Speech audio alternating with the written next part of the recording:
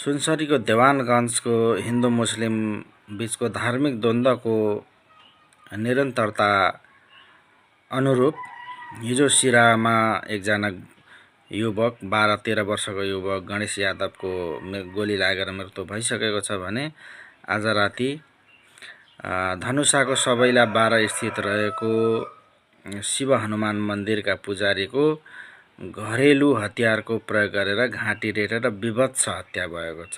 अब भन्नुहोस्, यो भन्दा दुःखद कुरा के हुन सक्छ? कसैको लागि त्यो एकजना बालक मर्नु अथवा पुजारी मर्नुले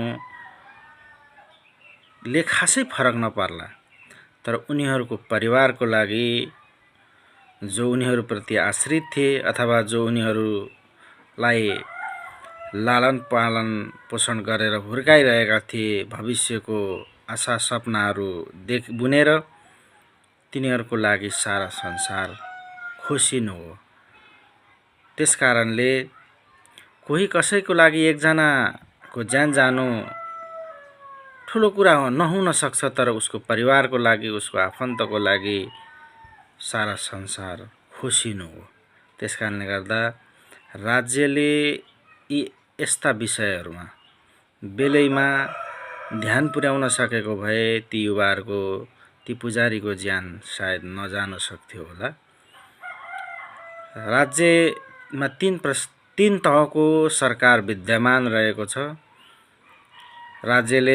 केन्द्रीय राज्य सरकारले स्थानीय सरकार, जनप्रतिनिधि, त्यहाँका धार्मिक अगुवाहरूलाई परिचालित गरेर पनि यस्ता घटनाहरूलाई बेलैमा रोकथाम गर्न सक्थ्यो सुरक्षा संयन्त्रलाई प्रयोग गरेर, तर राज्यले यसो गर्न चाहेन। राज्यले ढिलासुस्ती गर्दाखेरि आज त्यही सुनसरीको घटनाको निरन्तरताको क्रममा हिजो सिराहाको गोलबजारमा यो घटना घट्न पुग्यो।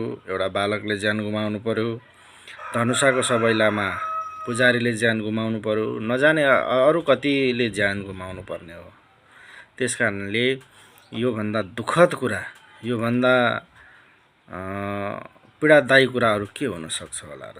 त्यसकारणले राज्यले यसबारे ध्यान बेलैमा दियोस्। धन्यवाद।